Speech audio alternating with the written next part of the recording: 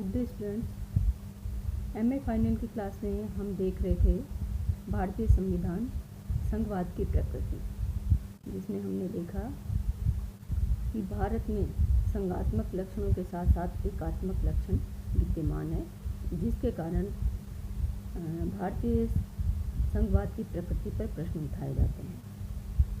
इससे पहले वाली क्लास में हमने भारतीय संविधान के अंतरंग में उपस्थित एकात्मक तत्वों को देखा, यानी जिनका उल्लेख संविधान में किया गया है, उन एकात्मक तत्वों की हमने चर्चा की। आज हम देखते हैं भारतीय संविधान के बहिरंग में उपस्थित एकात्मक तत्व, जिनका संविधान में कहीं उल्लेख नहीं है, किंतु वे भारतीय राजनीतिक परंपरा का एक अभिन्न हिस्सा बन गए हैं। नेहरू ने इस संबंध में कहा था कि मेरे जीवन का मुख्य काम भारत का एकीकरण है।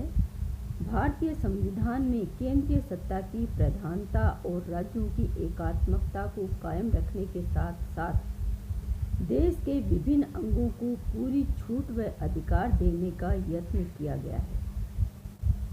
रजनी कोठारी ने इस संबंध में कहा है, रजनी कोठारी की पुस्तक है भारत में राजनीति में। उन्होंने ये कहा है कि अगर मुख्य बात यह है कि एकीकरण के लिए तरीका क्या अपनाया गया है, इस तरीके में दो बातें हैं। एक, सरकारी या शासक दल की गतिविधियों द्वारा देश में एकता की स्थापना और उनका दृढ़ीकरण, एकता की स्थापना और उनका दृढ़ीकरण। दूसरे, देश के विभिन्न तत्वों के अधिकारों व हितों का संरक्षण और मान्यता देकर उनको राष्ट्रीय जीवन और राजनीतिक व्यवस्था में शामिल करना।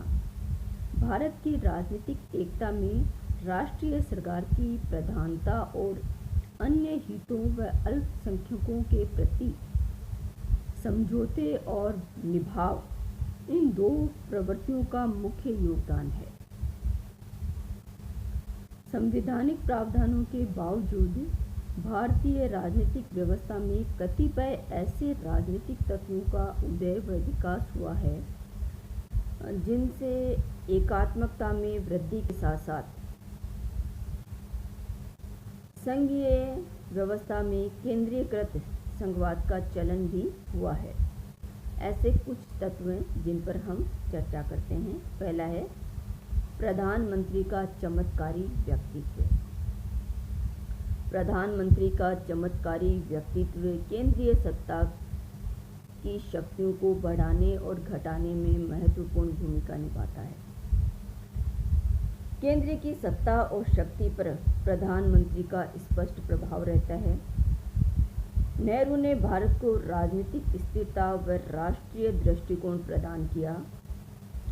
उनके आगे क्षेत्रीय नेतृत्व बोना था और नेहरू के कार्यकाल में हमने देखा कि केंद्रीयकरण की प्रवृत्ति या केंद्रीय सत्ता अधिक सबल थी। नेहरू के बाद इंदिरा का भी प्रभाव काफ़ी रहा। कई बार मुख्यमंत्री की नियुक्तियों में प्रधानमंत्री की इच्छा का गहरा प्रभाव रहता है। 1987 के बाद भारतीय राजनीति में यह तत्व नहीं रहा, यानी 1987 के बाद में किसी भी प्रधानमंत्री का व्यक्तित्व इतना चमत्कारी और प्रभावशाली नहीं रहा कि वह भारतीय संघ व्यवस्था को प्रभावित कर सके। नेहरू और इंदिरा के व्यक्तित्व में यह चमत्कार था और उनके कार्यकाल में उनकी इच्छा सर्वोपरि हो जाया करती थी और केंद्र की शक्ति में अतिवृद्धि देखी गई। दूसरा बहिरंग तत्व है एक दलीय प्रभुत्व। एक दल की प्रभुता भी संघवाद की प्रकृति को गहराई के साथ प्रभावित करती है। एक दलीय प्रभुत्व की स्थिति अब भारतीय राजनीतिक व्यवस्था में नहीं है। आज कोई भी दल स्पष्ट बहुमत प्राप्त करने की स्थिति में अब तक नहीं रहा था और मोदी सरकार को स्पष्ट बहुमत एक लंबे समय के बाद प्राप्त हुआ, परंतु चौथे आम चुनाव के बाद अल्पकाल छोड़कर स्वतंत्रता प्राप्ति के पश्चात केंद्र और संपूर्ण भारतीय राजनीतिक व्यवस्था में एक दल का प्रभुत्व रहा, यानी एक दल कांग्रेस का ही प्रभुत्व सभी जगह देखने को मिलता था। 1947 से लेकर 1977 तक कांग्रेस के एक छत्र शासन ने भी केंद्रवाद को बढ़ाया। प्राय एक दलीय प्रभुत्व के दौरान ऐसा नहीं है कि केंद्र और राज्यों के मध्य एक दलीय सरकार होते हुए भी कोई मतभेद नहीं होते थे, लेकिन वे मतभेद आपस में दलीय स्तर पर सुलझा लिए जाते थे और राष्ट्रीय राजनीति में केंद्र की सत्ता महत्वपूर्ण हो जाया करती थी। तीसरा बिंदु है योजना आयोग। योजना आयोग ने भी संविधानोत्तर केंद्र की शक्ति को बढ़ाने में महत्वपूर्ण भूमिका निभाई। योजना आयोग का गठन 1 अप्रैल 1950 को हुआ। प्रधानमंत्री इसका अध्यक्ष होता है तथा केंद्रीय मंत्रिमंडल के कुछ वरिष्ठ मंत्री आयोग से संबंध होते हैं। इनके कार्यों का विस्तार रक्षा को छोड़कर प्रशासन के सभी क्षेत्रों में प्रभावी निर्णय तक है। 15 मार्च 1950 के प्रस्ताव में यह स्पष्ट कर दिया गया था कि आयोग मूलतः एक परामर्शदात्री संस्था होगी। इसका कार्य आर्थिक नियोजन के मामलों पर शासन को अपनी सिफारिश प्रस्तुत करना होगा, किंतु व्यवहार में हम देखते हैं कि योजना आयोग ने संविधान और शासन दोनों को ही विशेष रूप से प्रभावित किया है। अशोक चंदा ने अपनी पुस्तक फेडरलिज्म इन इंडिया में इसे आर्थिक मंत्रिमंडल की संज्ञा दी है, यानी योजना आयोग आर्थिक मामलों में महत्वपूर्ण भूमिका निभाता है। अतः अशोक चंद्रा ने इसे आर्थिक मंत्रिमंडल की संज्ञा दी है। और अशोक चंद्रा कहते हैं, राज्य सरकारें तो वित्तीय सहायता और आर्थिक परामर्श के लिए आयोग पर अधिकांश निर्भर है। इस संबंध में ग्रेनविल ऑस्टिन ने भी अपनी पुस्तक द इंडियन कॉन्स्टिट्यूशन में कहा है कि संविधान के निर्माण के समय इस प्रकार का कोई स्पष्ट विचार नहीं था कि नियोजन संघीय व्यवस्था को किस प्रकार प्रभावित करेगा। इस बात की तो कल्पना ही नहीं की गई थी कि योजना आयोग वित्त आयोग से अधिक महत्वपूर्ण हो जाएगा। इस बात का भी कोई प्रमाण नहीं है कि संविधान निर्मात्री सभा के सदस्यों ने इस बात का अनुमान लगाया होगा कि योजना व्यवस्था संघीय पद्धति को कोई मोड़ दे देगी। फिर भी समय ने यह बतला दिया कि भारतीय संघवाद के अंतर्गत योजना आयोग का केंद्रीयकृत प्रभाव रहा है, यानी योजना आयोग ने संपूर्ण राजनीतिक व्यवस्था को प्रभावित करने का कार्य किया है और राज्यों की राजनीति पर स्पष्ट प्रभाव देखा जा सकता है। अगला बहिरंग तत्व है राष्ट्रीय विकास परिषद। योजना आयोग की भांति ही राष्ट्रीय विकास परिषद भी देश की आर्थिक नीतियों के निर्धारण में अत्यंत प्रभावशाली निकाय है।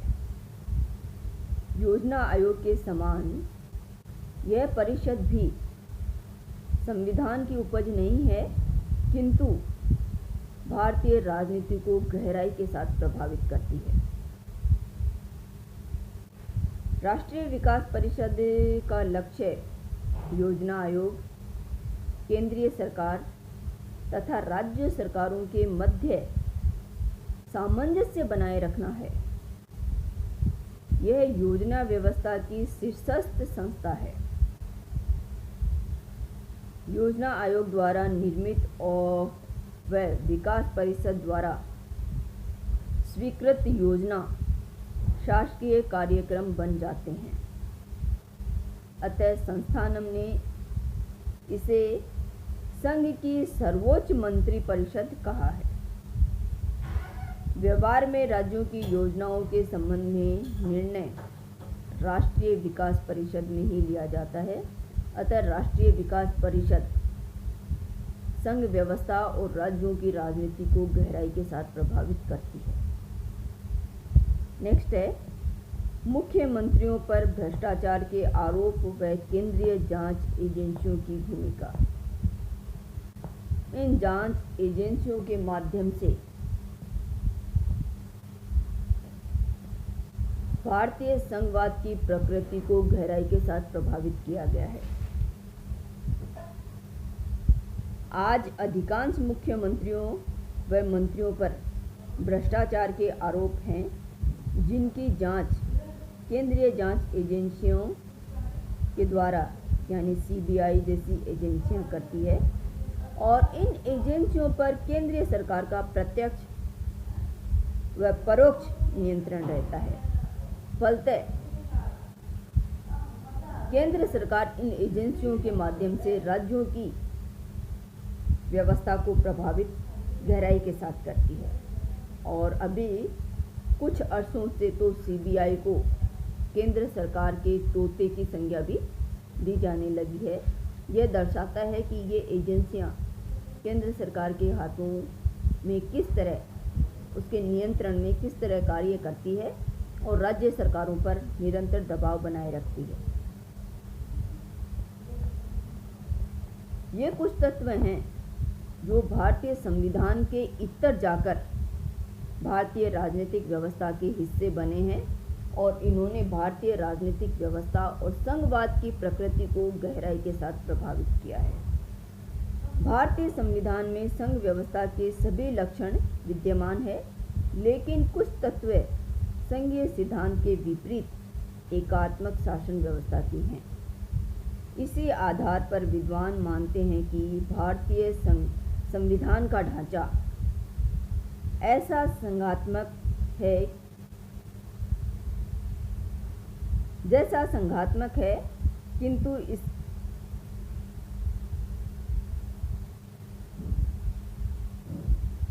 इसकी आत्मा एकात्मक है। अतः इसे अर्ध संघीय या मिश्रित संघीय व्यवस्था कहा जाता है। दुर्गादास बसु ने कहा है कि भारतीय संविधान न तो नितांत संघात्मक है और न ही एकात्मक, वरन यह दोनों का मिश्रण है। यह एक अनुपम प्रकार की मिश्रित शासन प्रणाली है। इसके विपरीत आलोचकों का एक समूह ऐसा भी है जो मानता है कि भारतीय संविधान में संघ पर्याप्त शक्ति संपन्न नहीं है। इन विद्वानों में डीन एच पॉल एपिलबी महत्वपूर्ण है।